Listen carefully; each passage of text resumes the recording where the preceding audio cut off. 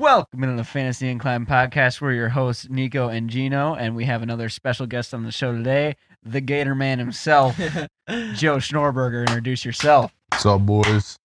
I'm Joe, huge Gator fan. I'm here to talk a lot of NFC South today. However, yes, sir.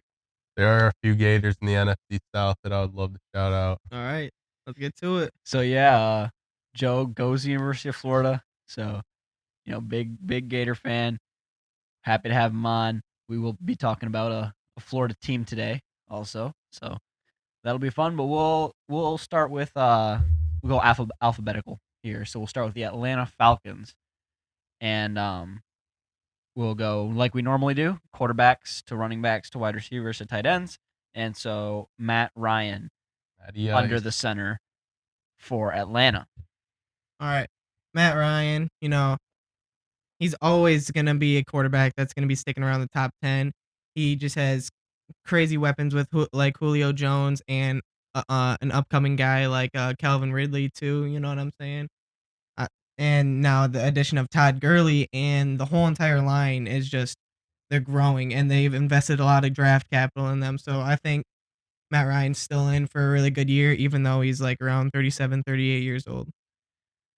I think like the Falcons are kind of like a lot of teams right now in the NFL. They got a vet kind of quarterback. Matt Ryan in this league is a vet. Like he's an older quarterback. This is a younger quarterback league. And he's got those young players around him, like that great offensive line, like you said. I don't know necessarily if he'd be a top 10 quarterback in the league, but I think their offense is definitely could be considered a top 10 based on the young weapons that they have and the vets leading the young weapons. If they mold them correctly, they could be a really deadly offense with that offensive line.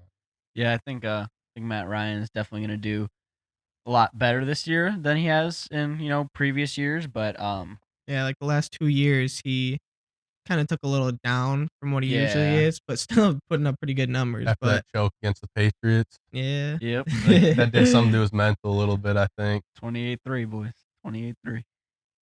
All right. To the running backs. So no more Devontae Freeman. And Todd Gurley signs a contract with Atlanta coming in from the LA Rams. And so does Todd Gurley have anything left in him? Yeah, I think that he still does. If I can get him for a really good value, I'll definitely take Todd Gurley. Only really looking for him to be a flex option for me. Like I said too, he's kind of running behind a pretty good line. He has weapons to take away from Todd Gurley, and he was still really good. I just don't know how much his knee is really restricting him this year, and I don't think it's gonna be too much of a problem in my opinion. Dude, that's what I'm saying. Like that's it. Like Todd Gurley before he got injured or whatever, beast. Top one of the top running backs, if not the best running back in the league. If he can get back to that with this other weapons around him, like he's not gonna have as much of a load on him nearly as in LA because like in general, when you have Calvin Ridley there, Matty Ice is whipping the ball to him. Like, I don't know, man. If it's a matter of him staying healthy and he's going to get less carries here because they're more of a throwing team in general as they have been. Like, well, I don't know. Yeah, they're kind of like not running Todd Gurley as much as they used to. You know what I'm saying? They're just like too scared of the knee. You know what I'm saying? So, and I don't think Atlanta's going to do that. They're going to run him when they need to. And if he gets hurt, because he's only signed a 1-year contract, so they don't really care if they run him to the ground. Run him into the ground. That's why I think Todd Gurley here is going to be the boomer bust of the season. He's either going to be ran into the ground by Atlanta and get hurt, and then destroy your fantasy team, or he's going to be ran into the ground by Atlanta and he's not going to get hurt and he's going to be one of the best running backs in the league. That is a very big range of outcomes for Todd Gurley. And so if the knee stays healthy, I mean, he is going to easily outperform his draft position right now in fantasy leagues, easily. If the knee, because projected into the value of Todd Gurley right now is the knee. And so if we know the knee is safe, good, then he outperforms the draft position by a ton. If he goes down with a knee injury, that's the risk you're taking. is the knee. It's not is Todd Gurley going to do good, because we know Todd Gurley's going to do good with a healthy knee. Yeah. It's the knee that you're taking the risk with. And also possibly investing a late draft pick into Idle Smith, or at least just watch him in a free agency, you know what I'm saying? In case Todd Gurley gets hurt, he could be a pretty good running back to have, you know? He kind of produced behind Devontae Freeman sometimes, and he would only get limited carries, so. To the wideouts, one of the best wide receivers in the league, Julio Jones, Calvin Ridley, and new addition Laquan Treadwell from Minnesota. What do you think about the wide receiver? I mean, Julio, he's always going to be that top 5 guy.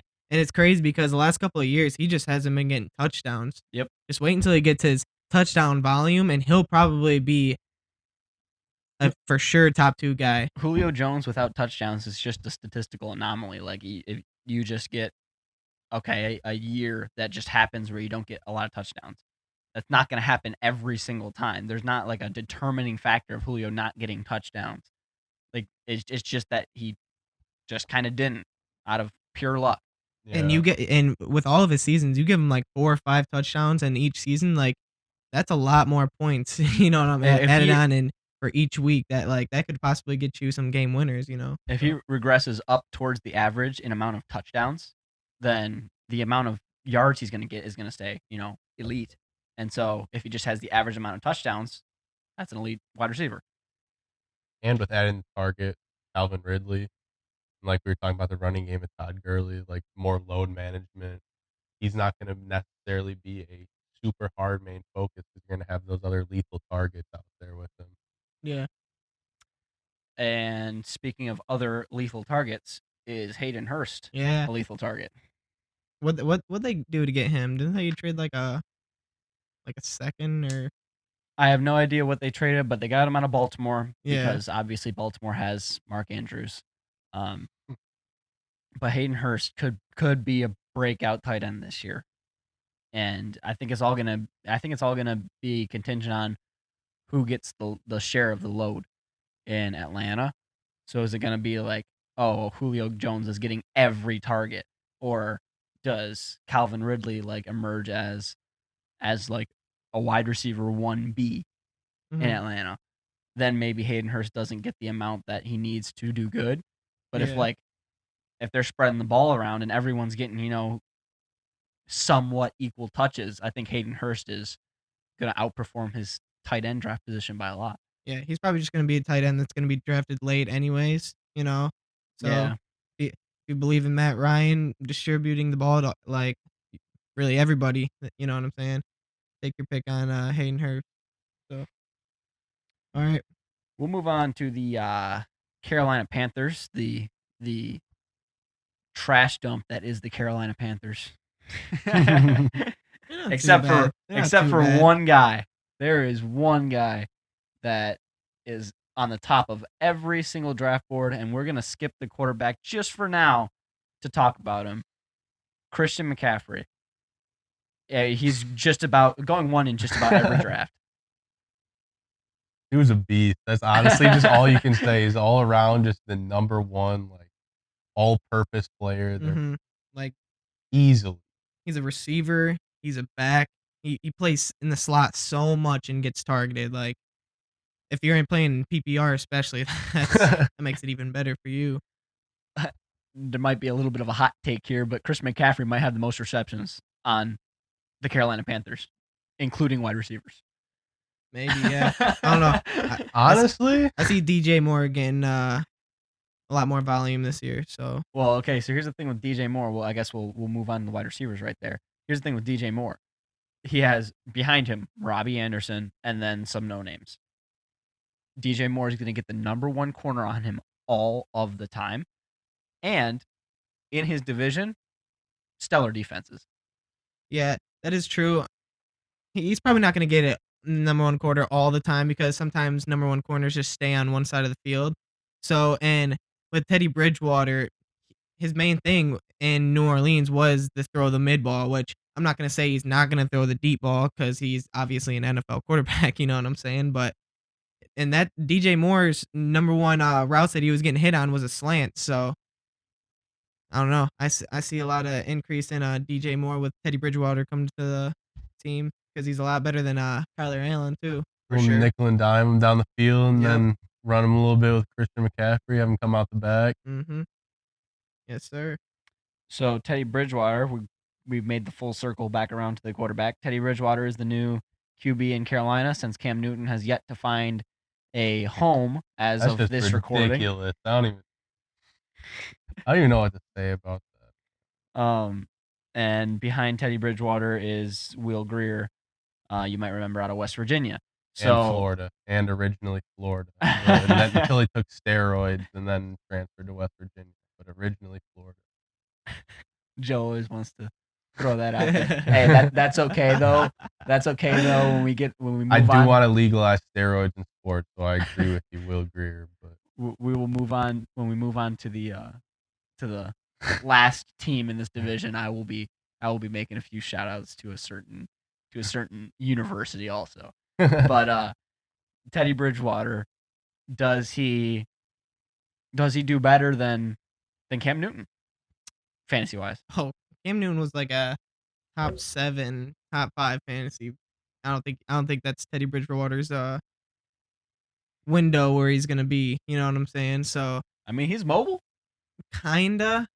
I think with his ACL tear, I think it's kind of restricting him. he's not as mobile as he once was. Yeah, he That is was true. he was That's really what- running in yeah. Minnesota. He's, and he yeah, was, he's that's basically exact- a running back in Minnesota. yeah, he was going crazy. That Yeah. was sick. I remember watching No, those but games. Just- He is not afraid to run though. You are right Yeah, though. You know what I'm uh-huh. saying?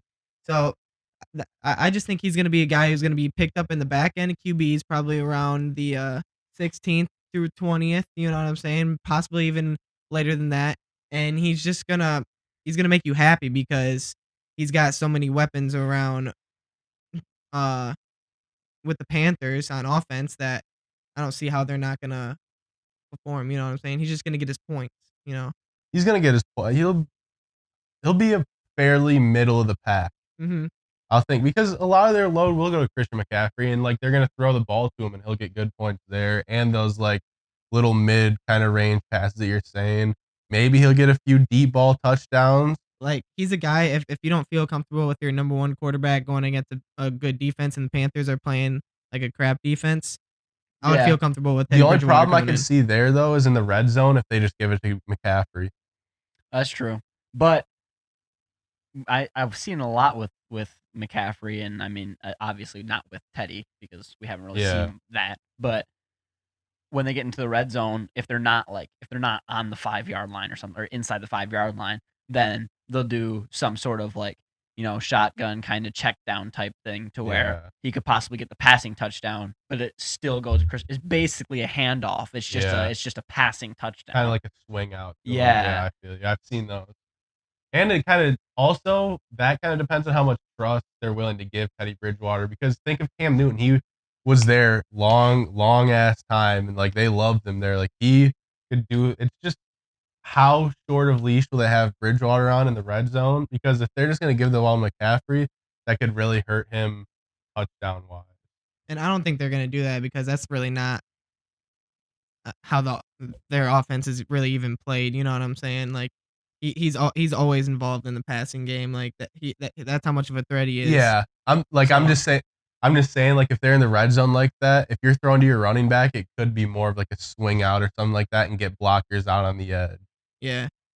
Yeah, something like a screen, but not to a wide receiver, not like a bubble screen or And anything some like of that, those but- honestly could come down to like where he throws it, whether it'll be a Yep. point for a touchdown or whether it'll be considered a handoff if it's behind the line.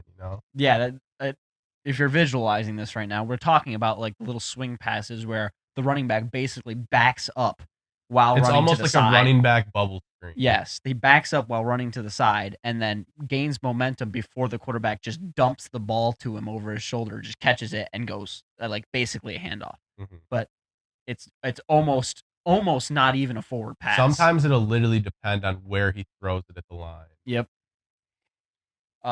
In the tight end room, this one's weird. This one might be the worst tight end room in in the league, possibly. Yeah, they're just gonna be blocking for McCaffrey. That's all it is. There's no hands in this tight end room. I mean, we got they're definitely a spread offense, Ian Thomas, Chris Manhertz. Who? Exactly. So I would just stay away completely from Carolina tight ends. We don't even really need to talk about them. There's a lot of other tight ends you can draft. We didn't really talk about this. Robbie Anderson and Curtis Samuel. Yeah, true. We'll go Robbie Anderson. Robbie Anderson coming in from the Jets. He had a pretty good season for an absolutely awful team. So he could have a huge bump in points here because he hasn't reached, his potential. He hasn't had a team. Yeah. Mm-hmm. Because his threat is a streak route, you know what I'm saying? You get enough things that are super effective in the middle and right up front, you know what I'm saying? You're going to get your safeties that are going to be guessing wrong, and that's where he shines, you know what I'm saying? So I think Robbie Anderson's honestly in a pretty good position of what type of player he is. Yeah, Robbie Anderson, I think, is definitely the wide receiver 2 here. In some cases, it's not going to be likely, but in some cases, I can see him taking over that wide receiver 1 position from DJ Moore. And then Curtis Samuel. I'm honestly not super high on him. Me neither. He didn't really perform too well last year. You know what I'm saying? No. Like he got targeted a lot and didn't do much. I'd be a much higher on him if they didn't add Robbie Anderson. Yeah, exactly. Like it's gonna be especially if he wasn't producing. DJ Moore, like that's Anderson. all the more reason for them not. Right, and also Curtis Samuel is etched in my worst memory ever, and we won't even get into that. Next, the New Orleans Saints. So we'll start with veteran quarterback Drew Brees. Wow. And behind him is Jameis Winston, and Taysom Hill is actually going to be considered a tight end this year. So we'll get to him later. But so Drew Brees, Jameis Winston in the quarterback room in New Orleans. What is the outcome for Drew Brees here? Yeah, so give me Drew Brees. If he's gonna be picking like through the 10s, 15s ranked of like the quarterbacks, you know what I'm saying? I'll take Drew Brees. He has a lot of weapons out there with added with Sanders, and still has Michael Thomas, Alvin Kamara, you know what I'm saying? Great pass catcher from the back, and his line's still really good. So he still dots people. He's gonna be putting up points. Dude, Drew Brees, no matter how old he is. That's what I'm saying, is one of the best quarterbacks. And let's not forget, he has one of the best 3-down running backs in the league. Yep. He has one of the best wide receivers in the league. Michael Thomas has a stat where he has the most like beaten by a corner by like 1 step. You know what I'm saying? So if he's that wide open by 1 step, and that's all Drew Brees has to do is hit him wide open. And the thing is, he's gonna hit him wide. Exactly. Like, yeah. He is one of the veteran. Yeah, that's what I'm saying. He's one of the most like damn veteran, etched in. Yeah. Will give you those points no matter what, week in and week out, just because of his targets that he has and how just he's a vet. He's got it. Drew Brees, when you come around to draft time, especially with guys with names like Pat Mahomes, Lamar Jackson, Kyler Murray, Drew Brees is not going to be the sexiest name on that board, which is good. That means you can get him for later and get him for a better value. I really like Drew Brees where he's going right now. But one thing to be scared of, obviously, which is disrespectful where he's going right now. It is disrespectful. One thing, obviously, to be scared of, though, like that happened last year, is injury. Possible injury that could happen. So possibly getting Jameis Winston on your team would not be the worst idea, or really looking out for that. Like. That could possibly happen. Yeah, you could do that off free agency. Yeah, you could do that off free agency. Yeah, just be looking for it because you don't want the other person. You don't want to do it too late. You don't want to do it after the injury. Like if Drew Brees has any semblance of injury to where he could possibly miss just like half of a game, pick up Jameis Winston. Watch the sacks. Yep. Mm-hmm. And I have to shout out the new addition on the offensive line, Cesar Ruiz, at right guard. That dude is an absolute monster. Is Alex Anzalone still on? I do not see him. Yeah, he's still on the Saints. Oh, he is? He's still on the Saints. He's playing linebacker. Alex Anzalone. He's a Florida. All right. I remember watching you. To running backs Um, Alvin Kamara. Joe, how do you feel about Alvin Kamara? Like I said earlier, one of the best 3-down running backs in the league. I still think he is, probably behind Christian McCaffrey. Yeah, I mean, Alvin Kamara, he's going up there with like the elite tier of running backs. See, the problem that Alvin Kamara is very good, and Alvin Kamara will produce. The problem is the guys behind him. I mean, you got Latavius Murray and the new addition Ty Montgomery. Is that going to take too many carries away from Alvin Kamara to justify his early first round pick? You know? Yeah, I think it just kind of depends on that's a the good point. the workload that they give him. You know, I think they'll give him his carries at first. You know, I think maybe at first they will spread the ball out. Yeah. See, like, what I'm saying is, Yeah, I see where you're coming is from. That's a first good round. point. If you're taking Alvin Kamara first round, are you willing to have a 90-10 split? Yeah. Are you willing to have an 80-20 split? Are you willing to have a 70-30 split? Where does the line drawn for you to take him early first round? I would say it's going to be like a 65, 35, to be honest. They're not going to take that many carries away because from I him. think it really is like Latavius Murray is going to get some on the run game, and they might use Ty for on the passing game because he's been pretty sharp in the passing game for 2 years. So yeah, it's just where do you draw the line to say I am willing to take the risk? Alvin Kamara at 70-65% of his of the Saints' true workload is worth that pick. That's where you have to figure it out. And you can't really figure it out this early. Definitely have to wait, but you got to start thinking about it. All right, wide receivers. One of, if not the best wide receiver in the league, Michael Thomas. Dude, I've had him my past couple of years, and I cannot say one bad thing about him, to be honest. Like, I could just put him in, and every time he was in my lineup, he was getting me a good, decent amount of points that I was never too upset about, or at least too upset that I would remember it. Is he your number one wide receiver in this year? Yeah, I think so. He's mine too. I think so. Yeah. Definitely number one wide receiver. And the one thing though about this year, I feel like he's gonna be looked at a lot more just because past 2 years he's been just going crazy, you know. So See, the thing with Michael Thomas though is, yeah, he might be my best wide receiver on the board. Doesn't mean his value's crazy because yeah, the wide receivers early first round. Yeah, wide receivers in the NFL are a pretty deep position. You can get some guys that'll put up like 15 points a game in a half PPR league, way down on your draft board. Like, it's not that hard. Running backs, on the other hand, I mean, if you're not drafting a running back in the first 3 rounds, you're not drafting a good running back. You're trying to take off the bottom tier of running backs if you're not drafting the first 3 rounds. So, is Michael Thomas worth it to skip out on some of the great running backs? Personally, no. You know me. I don't think so either. But hey, if Michael Thomas drops to the turn, like if you have the last pick to the turn, and you have 2 picks, you can take Michael Thomas and a running back. Yeah, possibly that might be an option, but yeah, it really just depends because there's a pretty good amount of running backs going probably in like the 3rd round, you know. Yeah, and a lot of kind of risky ones at the back end of the first round. You know, it's always like that. So Emmanuel Sanders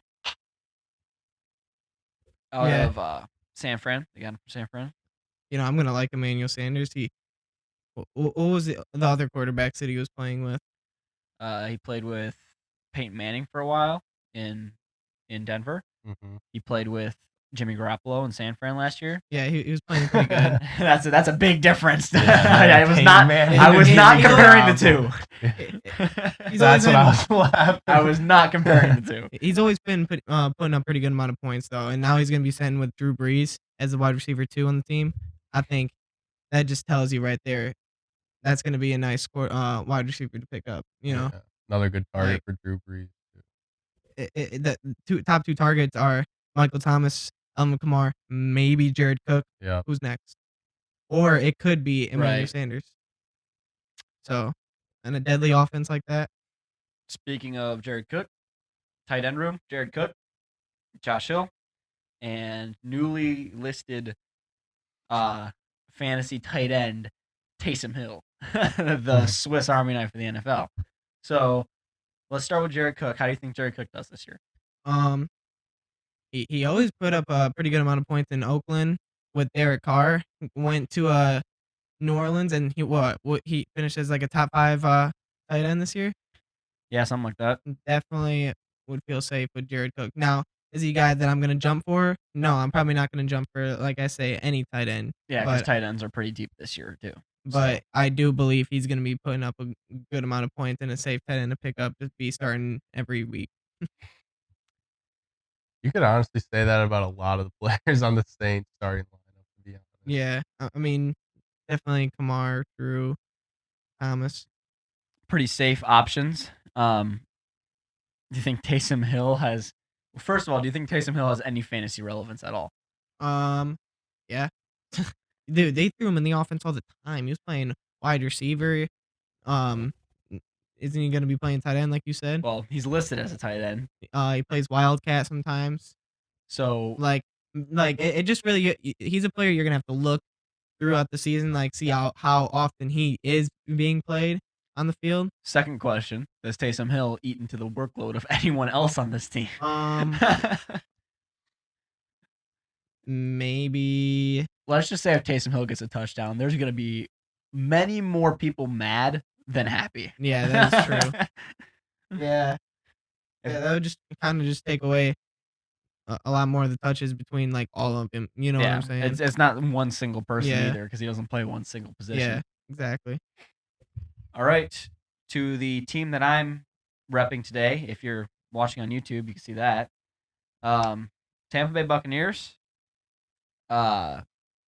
Complete revamp. I mean, crazy in what you can do in 1 year to a team. Yeah, I in one offseason. What the heck? New additions: Tom Brady and Rob Gronkowski, the old duo there, and then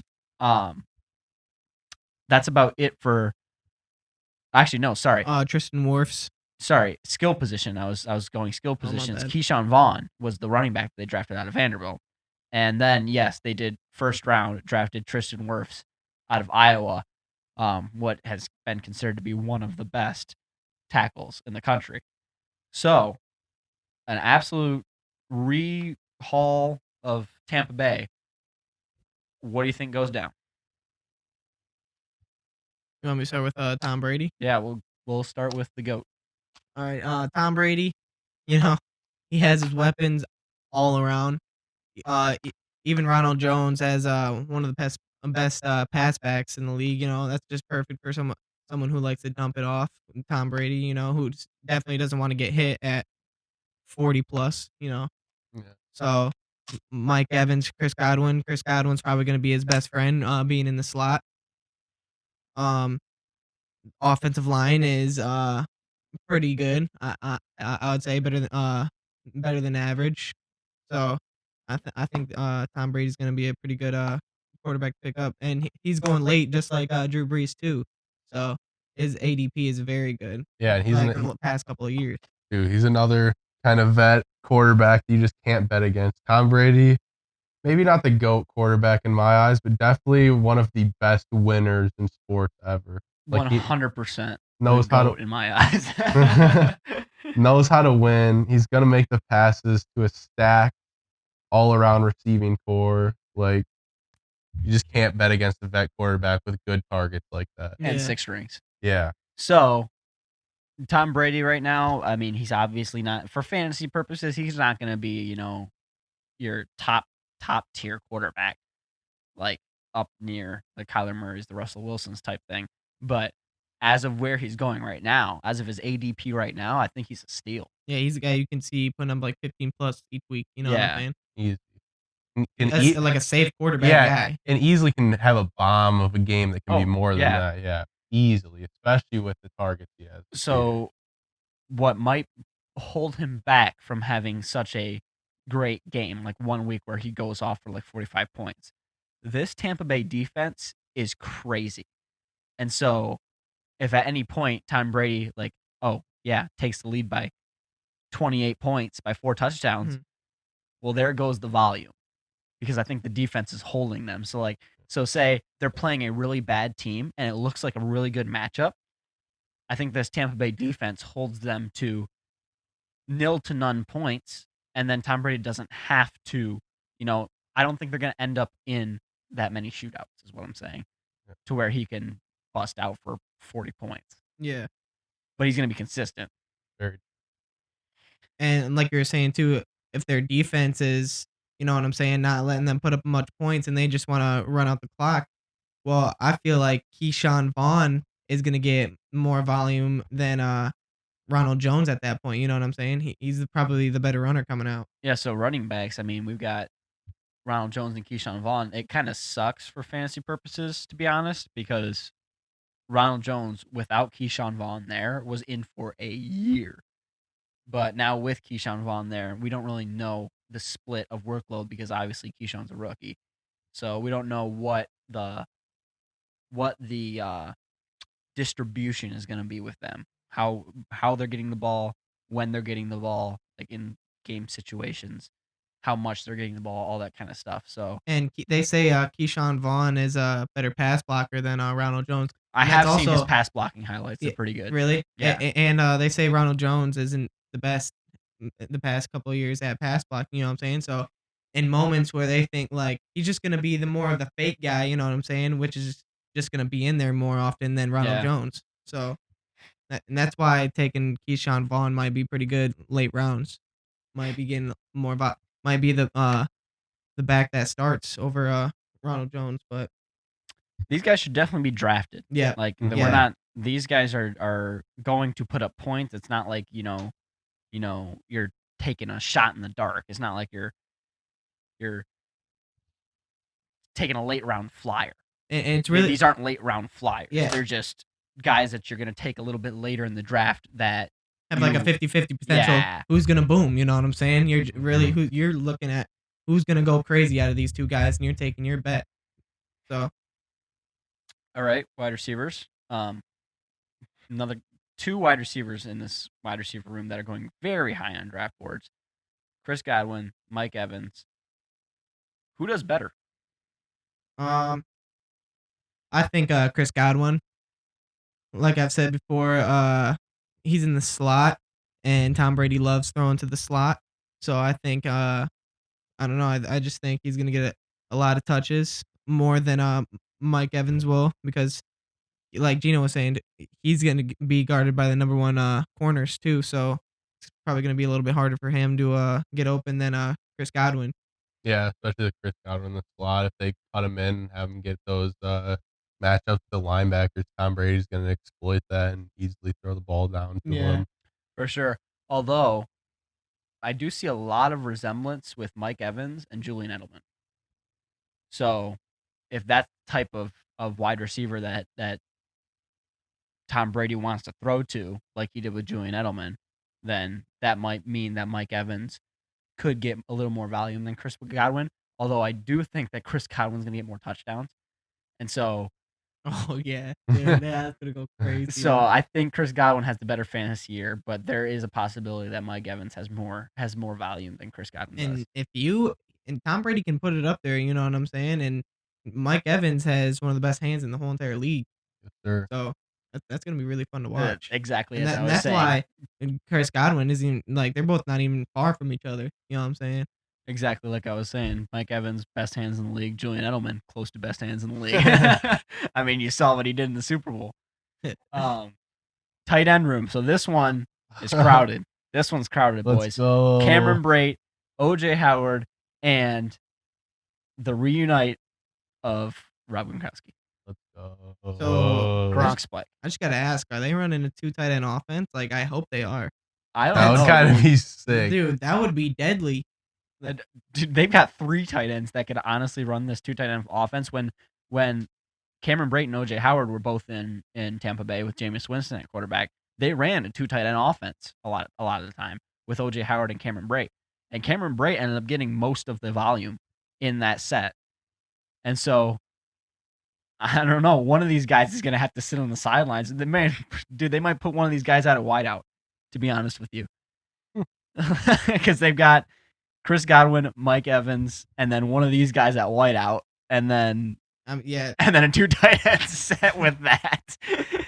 and they do run a spread offense though. Yeah. Too, you know what I'm saying? That's Tampa Bay throwing long. So I don't know what they're gonna do. They can be so creative this year. So It'd be creative. sick if they move Gronk off the line. Anything they do is just gonna I work. love when Gronk moves off the line, dude. Because like when the announcers say like, oh, when they're circling guys, like look out for this guy up top or like on the bottom of your screen. Like when they say like, oh, look at Rob Gronkowski on the bottom of your screen. You know that's Rob Gronkowski. That dude is huge. He's got like 6 inches on the corner, just way bigger than him. How would you feel as a corner, like normally not having to line up against tight ends and just having Rob Gronkowski staring your ass down? I think it would. I would be terrified. If I'm in the red zone, I'm terrified. Anywhere else on the field, 5 yards, I just gotta make the tackle. You know, like just make the tackle. Just go for the legs. Yeah, because like if it's a long ball, he's gonna be able to catch up with him. You know what I'm saying? So it's gonna be nickel and dime in the open field. You just gotta make the tackle. But in the red zone, I'd be kind of be shitting myself, especially with that. That could be a sick red zone offense for them. 2 tight ends with Gronk outside. It really could. And Ronald Jones can pound the ball too. Yeah. Hopefully, rookie Tristan Wirfs plans out to be good though. I heard he might need a year or two to be like at his peak. You know I don't know, like, dude. Iowa Iowa offensive linemen. Yeah, they're damn good. Yeah, and he is right tackle, and he is big. You know, so hey, that defense. Probably the best in the league. Definitely at rushing and keeping pressure in the quarterback, and this line of scrimmage is going to be insane. I don't condone drafting team defenses at all. I don't think if you can avoid it, like I wouldn't draft a team defense until you get to the free agent market a day before week 1 and pick up a defense just to start. I don't like drafting defenses at all. But this might be a case where, hey, if you take them late round, you might actually have them on your team for a good while. Like Tampa Bay's defense. Are you kidding me? The thing with, look at this, like they have great defensive line. Like the 49ers this year made it to a Super Bowl with just having sick defensive line play. Yeah. Sick, like, I don't know, man. Yeah, they were shutting down teams and then just running the ball. All right, so NFC South. What's the outcome? Who gets the playoff berth? Is there 2 playoff berths? What's the top to bottom at the end of the season? Neco, go. Definitely have Tampa Bay number 1. For sure, have Tampa Bay number 1. I think New Orleans will be number 2 in the division, and I could see possible Atlanta getting possible like that 7th playoff berth or something, but I don't see them being New Orleans and Tampa, and Carolina. I have them 4th. Probably not. Nope. Dude, this division is just sick. Yeah, it is. It's a competitive one. Yeah, no, this division is sick. But honestly, like I think they're gonna get 2 playoff berths. Like they for sure. To. I do think New Orleans is gonna come out on top though.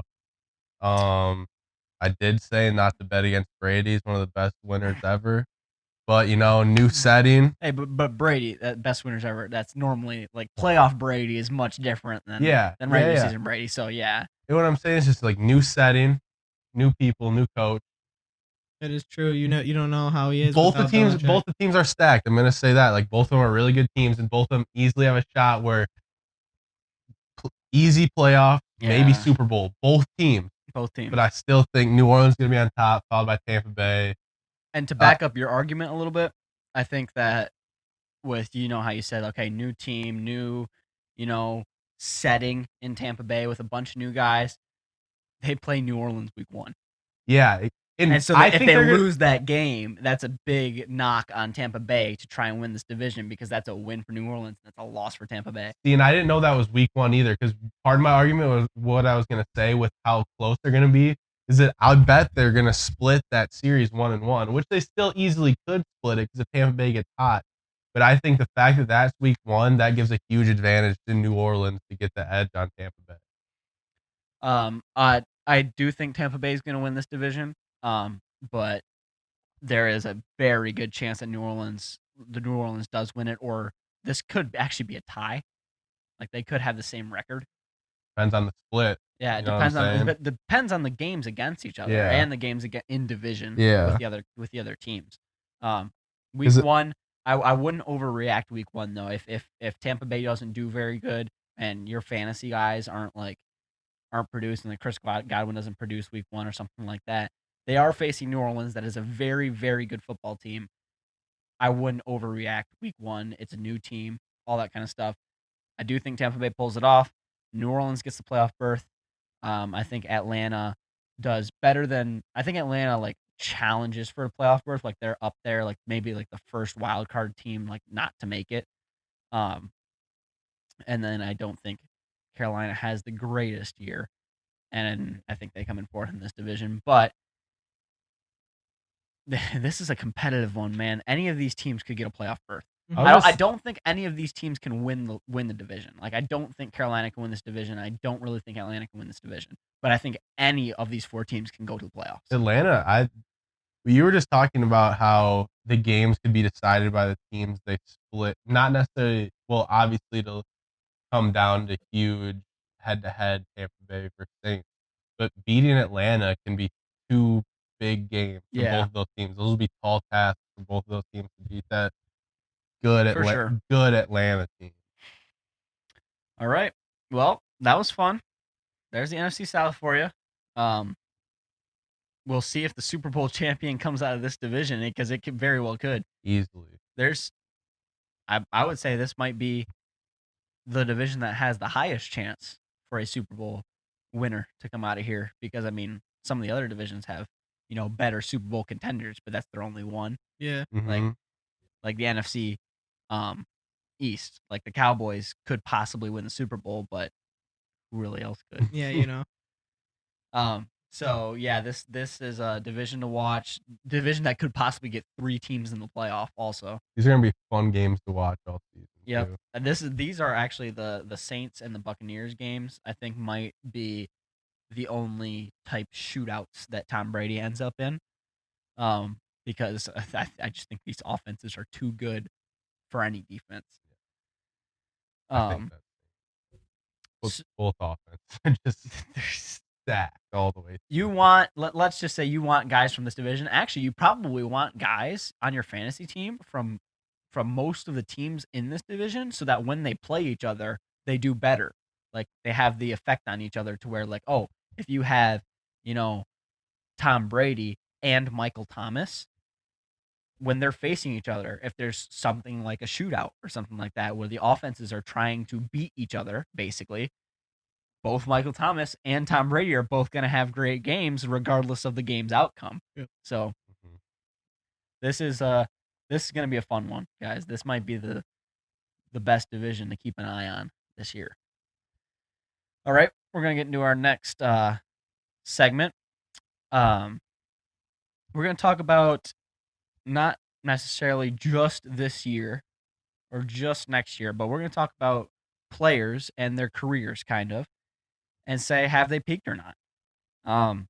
And this could definitely be like for this year too. Whether they're going to drop this year or maybe this year might be their peak. Who knows? We can talk about that. But we will start with some running backs. So Austin Eckler, has he peaked yet, boys? Fantasy terms. Fantasy terms, I do not think he has peaked. He has never really been the number one the whole entire year.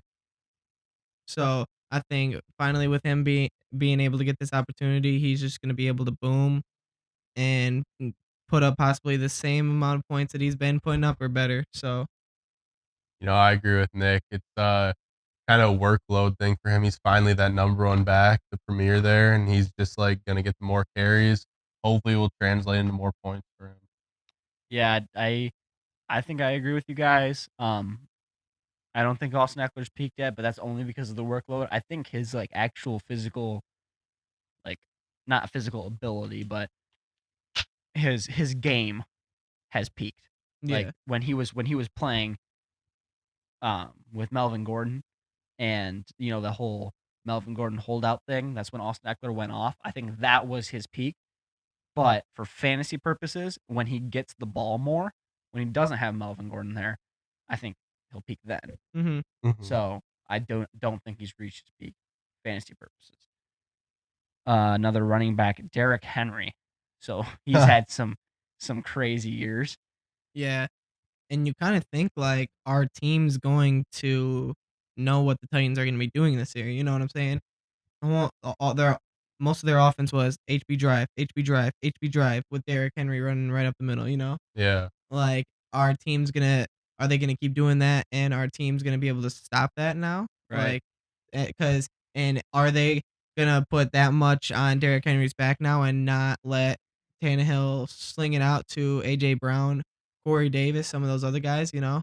So I don't know if he's gonna be putting up the same amount of points that he did last year, this year, you know. So That's what I'm saying. If Derrick Henry can physically hold the workload that he had before and produce the same numbers, I don't think he's peaked yet. Yeah. But like, it's just a matter of him physically being able to like dominate as he has been, as we saw in the playoffs. Like that was just ridiculous. just toying Yeah, Earl Thomas. if he could do that throughout the season and physically his body can take that, I don't think he's peaked yet. I also don't think he's peaked yet, but it's really close. Like I think if Yeah. he has just a little bit better of a year this year than he did last year, I think that's it. Yeah. Like he is on that edge. He's just about to reach that peak if he hasn't reached it already. So like this is one where has he peaked yet? I don't know. He might be on his peak right now, like in this very moment in the offseason. Like Also, I love that picture.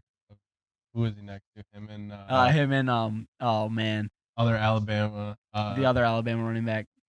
Wow, I can't remember his know. name. Worlds of difference, though.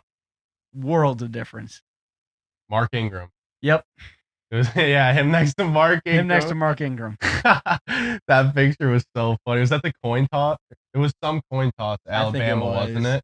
Yeah. Oh my god. All right, wide receiver.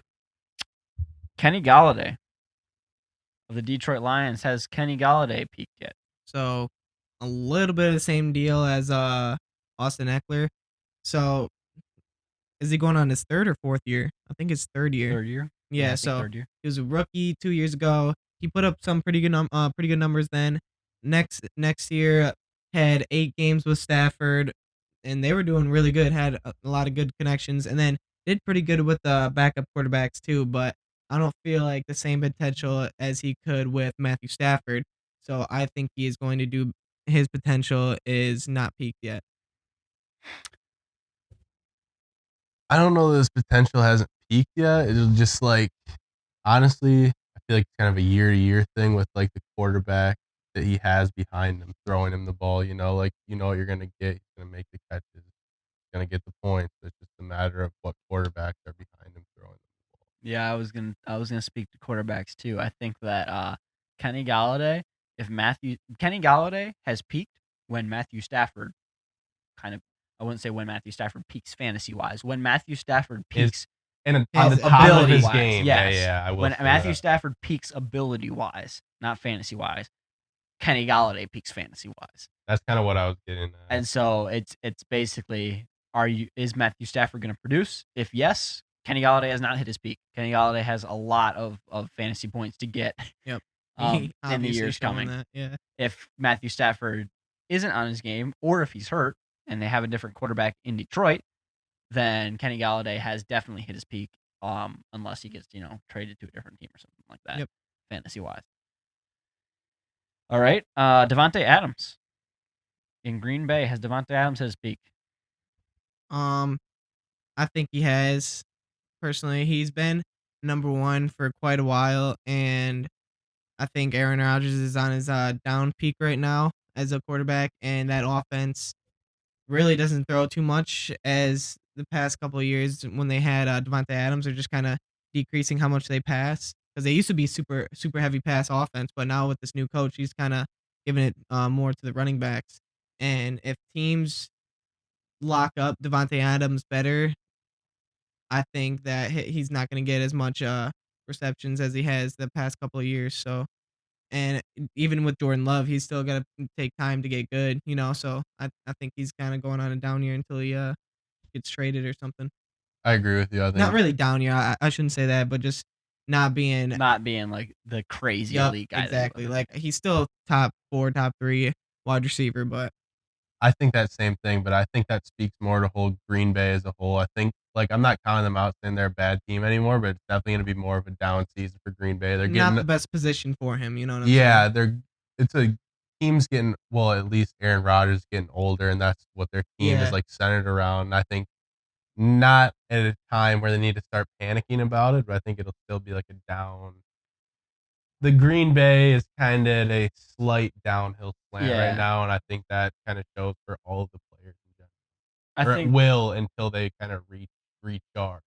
I think Devonta Adams has peaked, but contrary to some of the other guys, I don't think he's necessarily on a downturn. I think he's peaked, and then he's going to plateau, and then he's going to drop.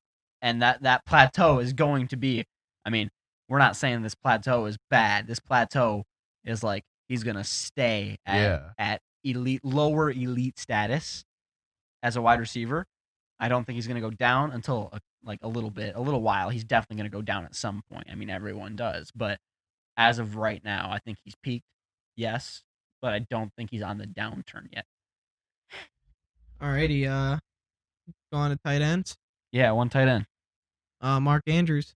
We think he's peaked yet or what? I'll go first on Mark Andrews. I think Mark Andrews has definitely peaked because there's not much you can do to best what he did last year. Yeah, he was putting up some top tier numbers. Just ridiculous numbers, bro. Like if you were to stretch, remember when Kareem Hunt was like crazy, right? Yeah. If you were to stretch Kareem Hunt, that single year of Kareem Hunt over like 3 years of Mark Andrews, that first part of Kareem Hunt's season was Mark Andrews' first year. And then the middle part is going to be on the downturn, which is going to be now. And then by the time he gets to the third year, I don't think he's going to be. So you don't even think he's going to be like a top tier at all throughout the years? Well, I mean, right now he's a top tier tight end because he's just on the downturn. That doesn't mean that you can shoot all the way up to, crazy number 1 and then start your downturn and still be number 1 for a while until you hit that number 2 type thing. So I think he's on the downturn, but he's still elite right now. But by the time it gets to the bottom of the downturn in a few years, I don't think he's going to be elite. He'll still be elite for a few years. Yeah, I kind of feel like he'll still be elite for a few years too because they just gave away Hayden Hurst. You know what I'm saying? Yeah. If they believe that they're betting their money. Yeah, so I hope is what they're doing is they're betting that Mark Andrews is their guy for a couple of years, and they didn't have to pay this young guy and then give him a huge contract after. So I don't know, but for me, yeah, I think he Andrews has hit his top potential, but I don't think he's gonna go down as much. But from what he put up last year, I don't think he's gonna be. Yeah, there's not much way he can best that. Nope. So quarterback, last one. We already talked about him. Yep. Matt Ryan. Has he peaked? So, yep. So we have a yep from Joe, and that's it. We're done. I think Matt Ryan. We honestly could just leave it at that. Yep. Yep, he peaked. 2 years ago, 2018 was the season that he had his most fantasy points of his career. Man, he's gonna be good, but I don't see him. I see him on the downturn right now and not getting back on the upturn. Definitely has a sick off. No, yeah. And we're not saying don't draft him. Yeah. I think he'll do good, but he's just slowly, very, very slowly. Yeah. On a decline. Yeah, I'm if you know me, I'm kind of I've always been high on Matt Ryan. I think he still could go over his potential because his team's just growing with chemistry with everybody. Their line, the wide receivers like Calvin Ridley, and him and Julio have been together forever. And Matt Ryan's still a really smart QB, and I still don't think he's lost a skill yet. So, and that offense could be possibly elite, and that only means more points for Matt Ryan. So, all right, we'll get into the shit show of the day. Head over to YouTube if you're not on YouTube already. Same thing as a couple episodes ago. We did a photo shit show of the day. This one's gonna be a video shit show of the day, and it's gonna be yours truly, Nick Jansen's. Neco in Detroit, Jan. This one's funny, and it's really quick, so pay attention. And we'll play it a few times though. We're not gonna just play it once. This is like maybe a second video, like 1 to 2 second video.